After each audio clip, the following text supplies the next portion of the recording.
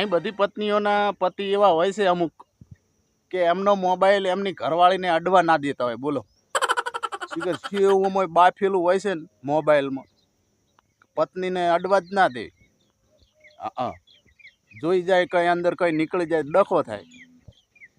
હમણાં એક ભાઈ મોબાઈલ આમ બારે મૂકીને જેવા બાથરૂમની અંદર નાવા ગયા અને એવો જ એમની પત્નીને ઘા જોઈને લાગ જોઈને એમનો મોબાઈલ લઈ લીધો, બારે પડ્યો હતો અને આમ ચેક કરતી હતી તો 1 નંબર સેવ કરેલો અને ઉપર લખેલું કોરોના. એટલે એની પત્નીને આશ્ચર્ય થયું શું બોલું કે આ કોરોના નામનો મોબાઈલ નંબર કનો સેવ કર્યો.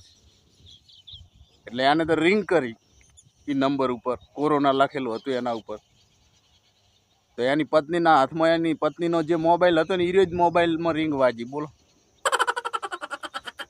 ભાઈ હું સુધી બાથરૂમમાંથી હજુ બહાર નીકળ્યા નહીં, પત્નીનું નામ કોરોના સેવ કર્યું. બોલો હમણાં એક છોકરી વળી આમ થોડુંક પેટમાં દુખતું હશે એટલે ગઈ દવાખાને હોસ્પિટલમાં કે ડૉક્ટર સાહેબ પેટમાં બહુ દુખે છે.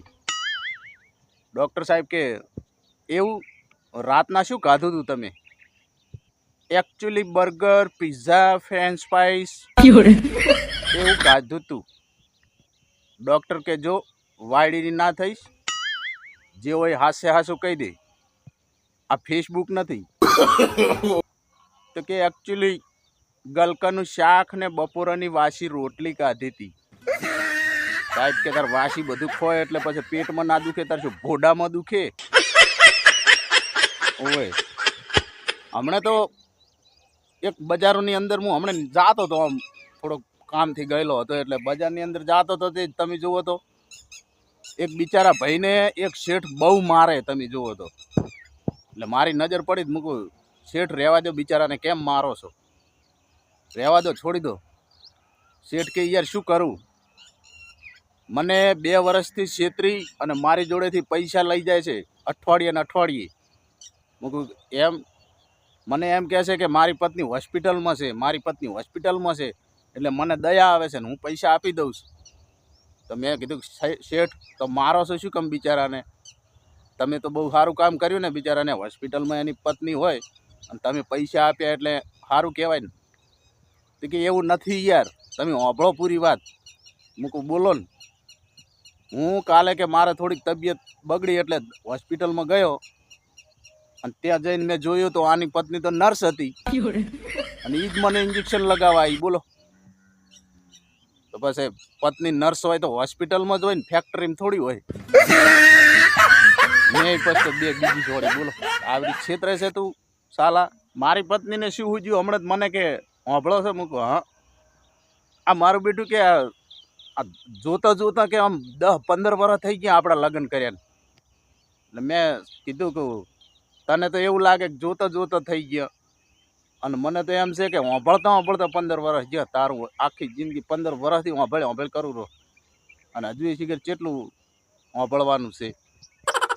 ચૂપ થઈ ગઈ બાપડી. બોલો માણસોને છોકરાઓ ગમે એટલા બગડી ગયેલા હોય, છોકરી કે છોકરો હાવ બગડેલી ઓલાદું હોય, પણ જ્યારે લગ્ન એમને લેવાના હોય ને એટલે કંકોત્રીની અંદર સુપુત્ર અને સુપુત્રી હલવણે લખાવવું જ પડે. બોલો હા શું મિત્રો, હું છું આપનો દેશી ગુજ્જુ વિનુ ઠાકોર, લઈને આવ્યો છું ધમાકેદાર જોક્સોની.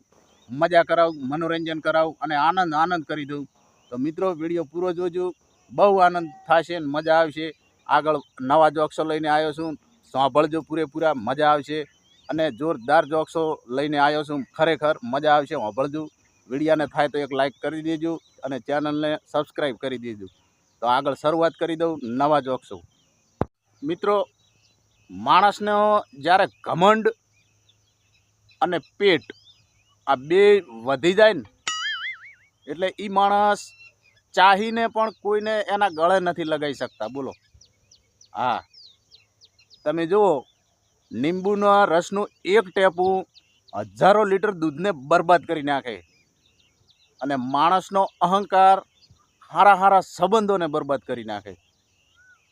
હા શું અસલી ગર્લફ્રેન્ડ તો એને કહેવાય જે એના પ્રેમી સાથે બેસીને સિગરેટે પી લે ને બીડીએ ફૂંકી લે.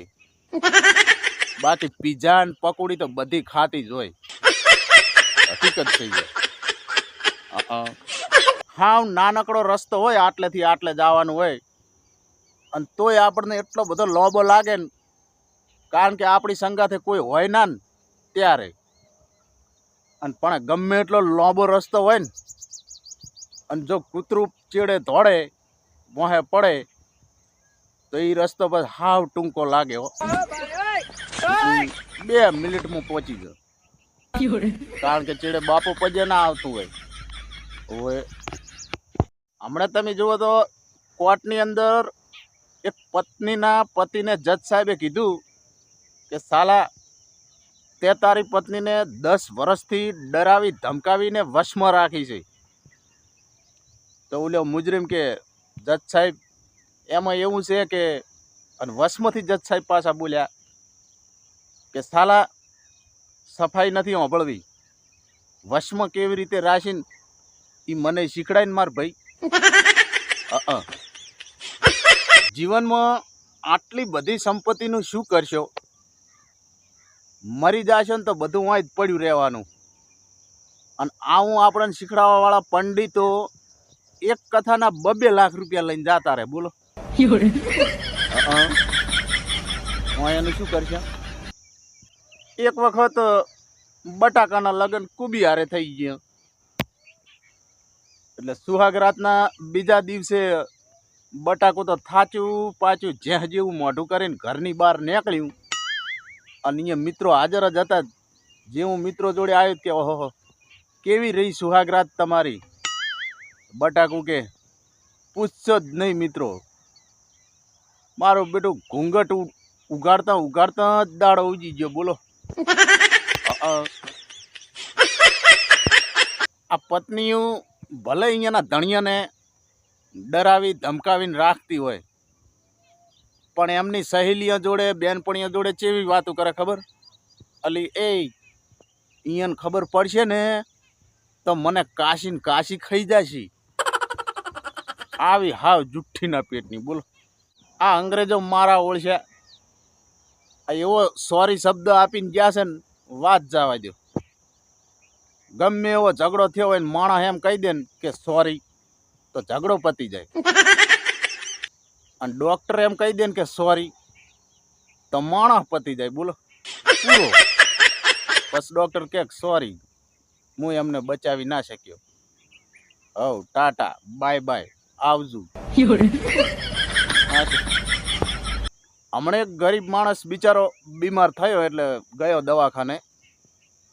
તો ડૉક્ટર સાહેબ કે બોલ, તને મારી દવાથી એકદમ સાજો કરી દઉં તો તું મને શું ઇનામ આપીશ?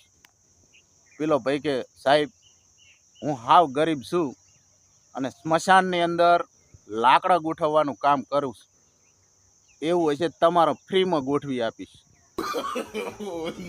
ડોક્ટર અત્યારે કોમામ છે. બોલો હા શું મિત્રો, જોક્સોની અંદર મજા આવી હોય, મનોરંજન સારું થયું હોય, તમને આનંદ મળ્યો હોય તો વિડીયાને એક લાઈક કરી દેજો પહેલાં, અને સબસ્ક્રાઈબ એ કરી દેજો મારા ભાઈ, અને સાથ સપોર્ટ આપજો, સહકાર આપજો. મળીએ બીજા વિડીયોમાં નવા જોક્સો સાથે. ત્યાં સુધી બધાને જય માતાજી. બરોબર છે, બરોબર છે.